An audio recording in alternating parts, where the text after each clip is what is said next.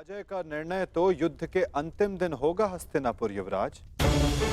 नियम तो केवल युद्ध का मार्गदर्शन करते हैं। अंत में कौन कितनी सीमा में रहता है और किसे सीमा तोड़ने का दंड मिलेगा, ये तो समय ही बताएगा। उचित है वासुद, परंतु मैंने जो कारण गिनवाए, क्या उसका उत्तर किसी के पास है? अर्जुन, भीम, युधिष्ठिर, किसी के पास उत्तर नहीं है। उत्तर मेरे पास है दुर्योधन।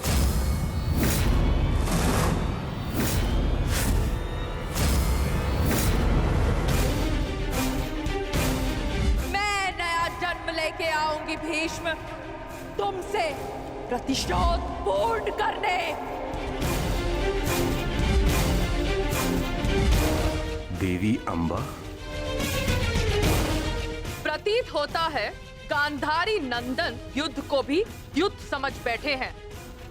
युद्ध के पासे भले ही किसी एक के संकेत पे पड़ते हो, परंतु युद्ध के पासे कभी भी पलट सकते हैं। उत्तम विचार द्रुपद नंदिनी, परंतु एक बात समझ में नहीं आई।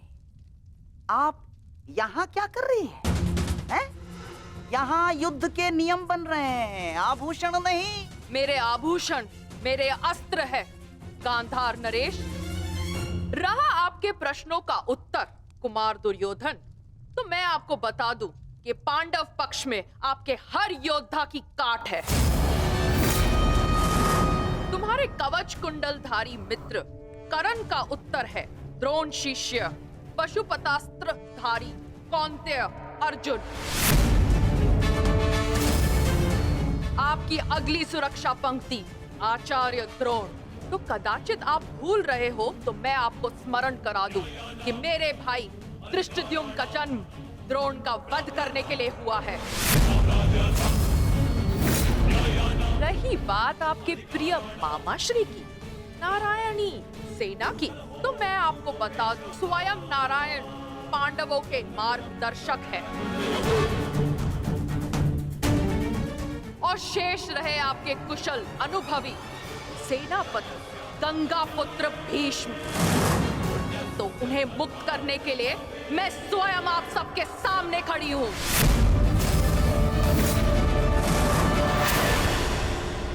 महाबली भीष्म को संसार भीषण से भीषण अपनी प्रतिज्ञा से जानते हैं, तो उन्हें यह प्रतिज्ञा भी निभानी होगी कि वो मेरे सामने शस्त्र नहीं उठाएंगे।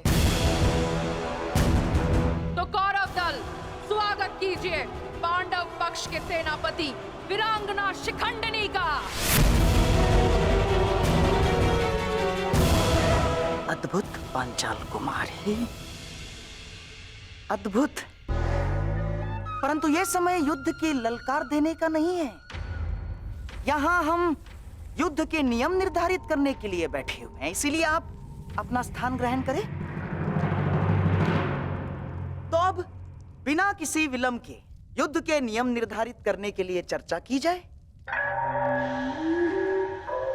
जैसे कि कुरुकुल की रीति रही है कि सदैव सबको समान अवसर दिया जाए, इसीलिए युद्ध के नियम निर्धारित करने के लिए भी हम कौरवों की तरफ से सभी उपस्थित महायोद्धाओं को नियमों का सुझाव देने का समान अवसर दिया जाएगा।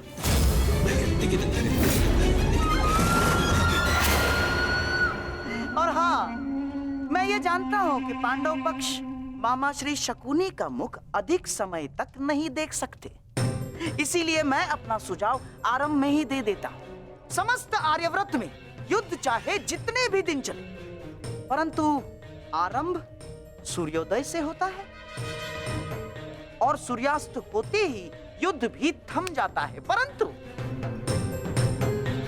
परंतु इस बार नियम में एक छोटा सा परिवर्तन होगा। सूर्यास्त के पश्चात भी युद्ध पर विराम नहीं लगेगा, तब तक जब तक अंधकार इतना सघन न हो जाए कि योद्धाओं को मशाल के प्रकाश में भी कुछ दिखाई न दे।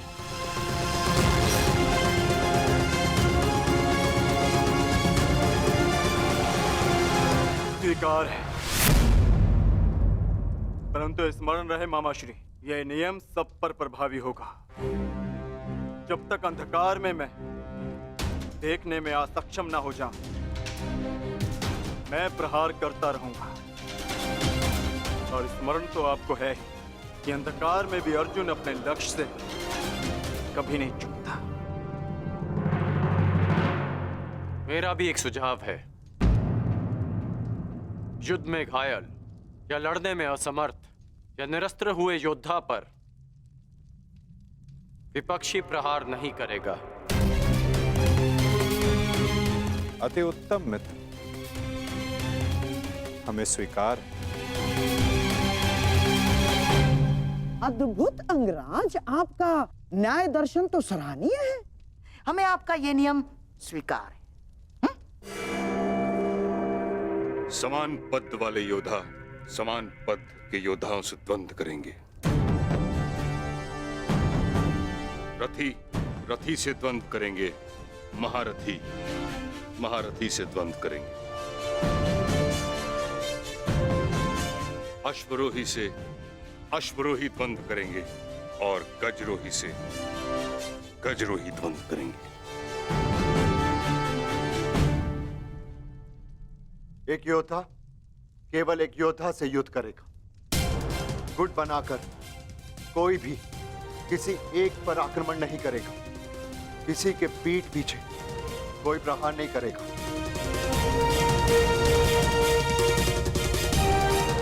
यदि विपक्षी ने पहले छल किया तो क्या प्रतिपक्षी को उसका उत्तर देने का अधिकार है? वो योद्धा की सोच पर निर्भर करता है विकोदर। एक महत्वपूर्ण नियम, इस युद्ध में वही योद्धा एक दूसरे का सामना कर सकता है जिसके पास समान रूप से अस्त्र, शस्त्र और शक्ति होगी। दुर्बल पर प्रहार करना निषेध होगा। और इस युद्ध में गदाधारी गदा युद्ध के नियम से और धनुर्धर धनुर्शास्त्र के युद्ध से युद्ध करेंगे। और सबसे महत्वपूर्ण नियम, इस युद्ध में किसी भी प्रकार का छल, कुचक या षड्यंत्र नहीं होगा। स्मरण रहे। हमें स्वीकार है।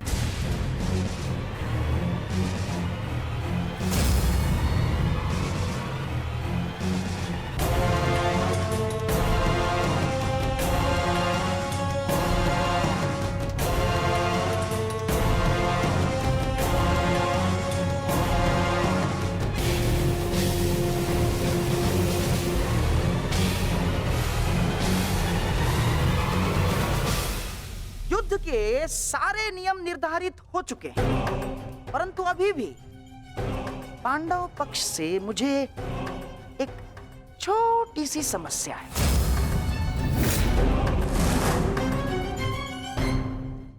युद्ध के सारे नियम निर्धारित हो चुके हैं, परंतु अभी भी पांडव पक्ष से मुझे एक छोटी सी समस्या है। कैसी समस्या गंधार राज? धर्मराज ना, अर्थात ये युद्ध समान पद, बल, शक्ति और हम पुरुषों के मध्य हो रहा है, तो आपके दल में एक स्त्री क्या कर रही है?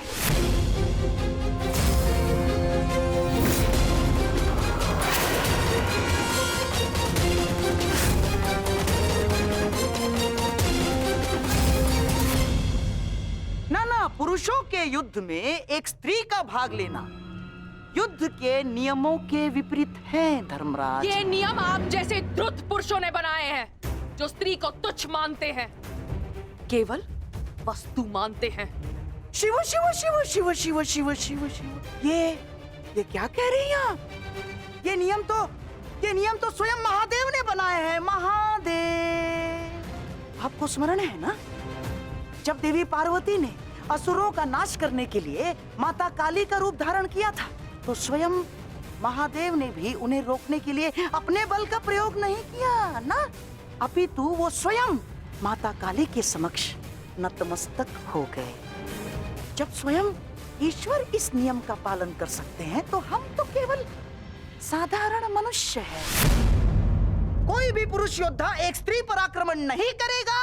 यही युद्ध के आधारभूत नियमों में से एक है। और यदि ऐसे में यानी एक स्त्री को पांडव दल का सेनापति पद दिया जाता है तो कौरव, बेचारे कौरव तो बिना युद्ध लड़े ही हार जाएंगे। क्या ये अधर्म नहीं है? बताइए। अपने सेनापति के प्राण बचाने के लिए और कोई मार्ग नहीं सूझा आप लोगों को? योद्धा सिर्फ योद्धा होता है, स्त्री या पुरुष नहीं। स्मरण है मां पार्वती, जिन्होंने काली का रूप धारण करके कितने असुरों का वध किया था। हम असुर नहीं है, हम साधारण मनुष्य हैं, मनुष्य, सभ्य मनुष्य। और सभ्य मनुष्य नियमों का पालन करता है। आप सेनापति पद छोड़ दे, यही धर्म है। क्यों धर्मराज?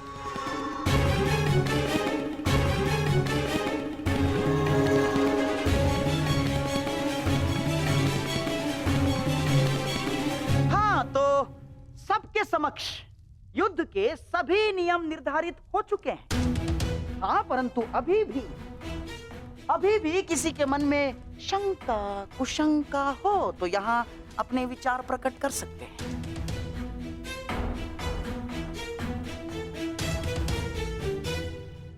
नहीं गांधार राज,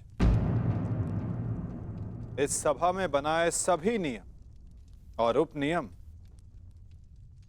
हमें स्वीकार है।